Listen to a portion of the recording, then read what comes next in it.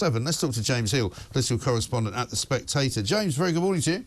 Morning, Mike. So, I mean, I don't know if anybody could screw up the countdown to lighting a Christmas tree more than Sir Keir Starmer. The man, if he didn't have any charisma at all, that would be better than what he currently has.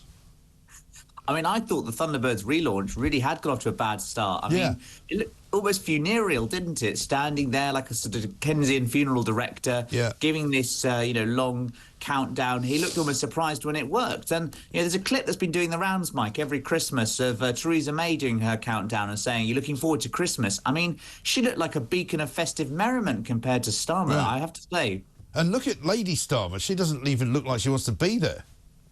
I mean, can you blame her the way things are going? No, I mean, and I think you're wrong to say that he was. It's surprising to see him saying that it was working, because nothing else is working. There's nothing else working in the government.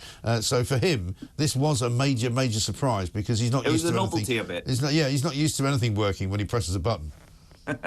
I think, I think he's looking at all that pliant lot next to him and wishing they were some of his cabinet, all singing in tune for once. Yeah, exactly right. But that's the other thing. I mean, who are these people? I mean, at least when you had Boris Johnson out on the front step, he used to manage to garner, a couple of dozen people. It looks like he's only managed to get about 6 people there. I mean, given the way voters are deserting Labour, I mean, is it really surprised? I'm surprised he wasn't more of a Grinch when he was standing there. Yeah, well, quite.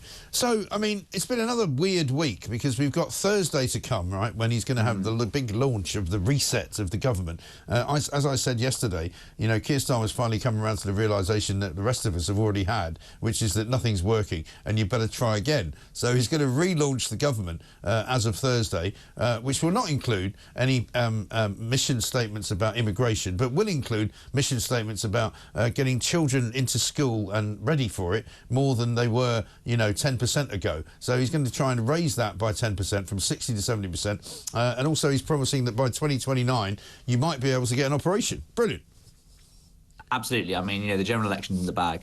Look, I mean, it's a slightly odd timing to do it on a Thursday, which, of course, allows sort of 4 days of speculation leading up to that about what he's going to say. And invariably, of course, with the Keir Starmer speech, it does tend to slightly underwhelm.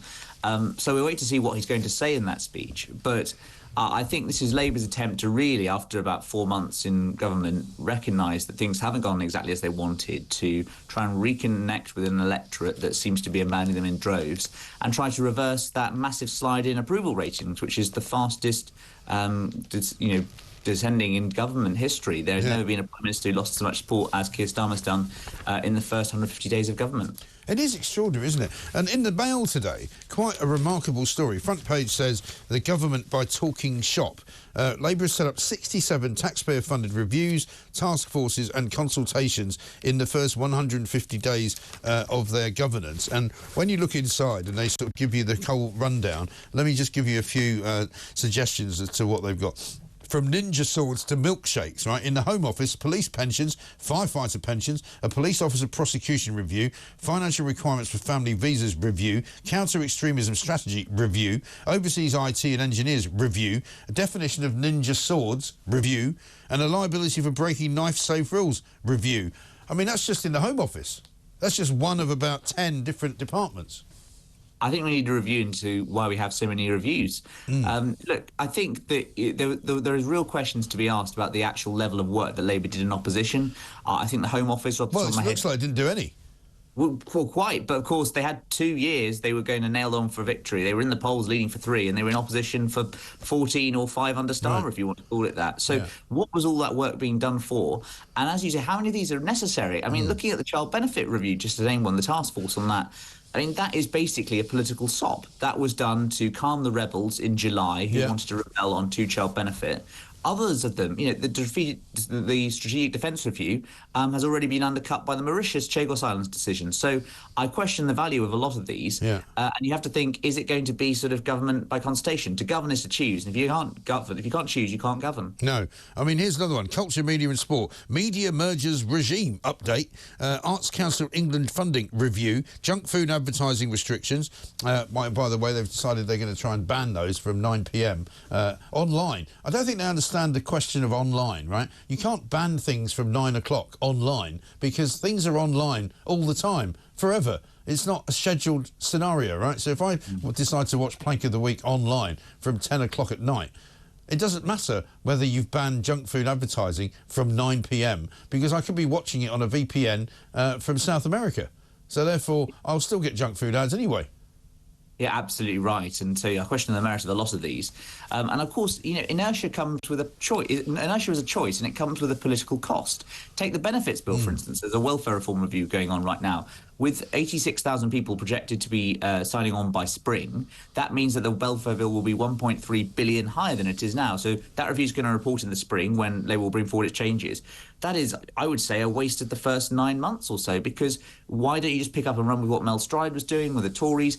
And of course, if you choose to wait and delay, there is a danger it just adds to the bill to make the existing problems much more worse. Yeah, absolutely right. And meanwhile, on the migrant front, while they're refusing, as Pat McFadden said on Sunday, to give any kind of cap for what migrants' numbers should be, we've got a story today in Telegraph saying a quarter of offenders from overseas go on to re-offend in the UK after being released from jail. And they've got quite a startling statistic, which it says foreign criminals who avoid deportation have committed more than 10,000 offences in 1 year alone. I mean, extraordinary. And you have to question whether how many of these kind of treaties and obligations are going to be looked at by the Labour government, which I think, has quite a romantic attachment to the rule of law and international treaties. And I question whether that's going to run up against hard political reality of actually saying, how many of these are we able to deport at a time, of course, when public confidence, it seems from the early indicators we've got, will be fraying in some of these institutions. Yes, absolutely right. And one final story for you. In the wake of Elon Musk suggesting that he might give £100 million to reform, and I had Richard Tyson here yesterday, and I said, what's the story? Are you going to take the money if he offers it to you? There is apparently nothing to stop Elon Musk funneling money to a British company, which could be one of his own companies, who can then give this money to reform. But according to The Guardian, believe it or not, Labour's actually examining proposals to limit how much individuals and companies can donate to political parties as part of an effort to tighten the rules around money in UK politics. Well, I wonder what caused them to think about doing that. Well, quite. And I have to say, I wondered where that Sunday Times original story came from, because it was Conservative insiders and donors saying that there was going to be this sort of Dr. Evil-esque $100 million. Yes. And that always seemed quite a curiously specific target. It seemed slightly interesting sourcing coming from a rival party to reform. And of course, we're still 4 or 5 years away from a general election. So I'm not sure what kind of imminent plans there'd be. I'm not surprised that the Labour government has suggested it's going to be doing that. I think we'll see more of this kind of constitutional tweaking and rulemaking in the months and years ahead. Yeah. I mean, this is the trouble. They seem to be tweaking all sorts of things. And as I say, I haven't gone through the 67 different quangos and reviews that have been set up. But they're sort of tinkering around the edges of things and not really addressing the main concerns that Britons have, which is that the cost of living is rising exponentially, the inflation is going up, growth is disappearing into the ether. We've got taxes all over the place. And everybody that I speak to says, I don't know what I'm going to do this Christmas because everything's become so expensive and I'm waiting to pay my tax bill. I'm not sure if I'm going to have enough money. Well, Mike, I hope you get a question on Thursday at the press conference for Starmer, because I'd love to hear that as a sort of put to him. Yeah. I think all these things are difficult. A lot of them take time. The key thing for Labour, of course, is to grasp the nettle. They've only got 5 years. The first 5 months have not been a runaway success. Yeah, and actually, I'm not sure I can survive 5 years with them.